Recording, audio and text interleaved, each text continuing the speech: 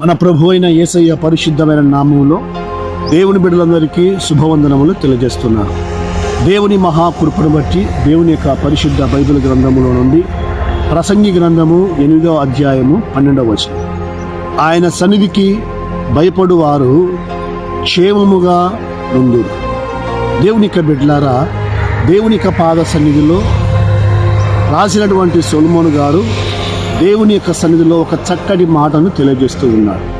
ఏమిటంటే, ఆయన సన్నిధిలో, ఆయన మందిరములో, ఆయన దేవాలయములో ఎవరైతే భయపడుతూ ఉంటారో వారికి దేవుడు క్షేమమును కలగజేస్తాడు.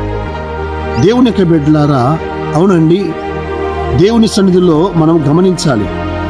అందరికీ క్షేమంగా ఉండాలి, ఆశీర్వాదకరంగా ఉండాలి, దీవెనకరంగా ఉండాలని ప్రతి ఒక్కరికి ఆశ ఉంటుంది. అయితే క్షేమాన్ని కలగజేసేది కేవలము యేసుక్రీస్తు ప్రభుల వారు మాత్రమే అని మనము గ్రహించాలి.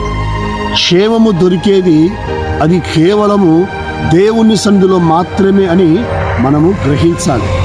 దేవుని సన్నిధిలో, దేవుని బిడ్డలారా, యెషయా గ్రంథములో స్పష్టంగా రాయబడి ఉంది.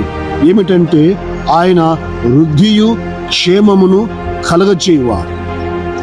కీర్తన గ్రంథంలో 23లో స్పష్టంగా రాయబడి ఉంది. కృపా క్షేమములే నా వెంట వచ్చునని రాసినటువంటి దావీదు గారు సెలవిచ్చాడు. దేవుడి యొక్క బిడ్డలారా, అవునండి, మనము బయట నుండి లోపలికి క్షేమంగా రావాలి అంటే ఆయన కృప మనకు ఎంత మాత్రము ఉండాలి, ఎంతగానో ఉండాలి.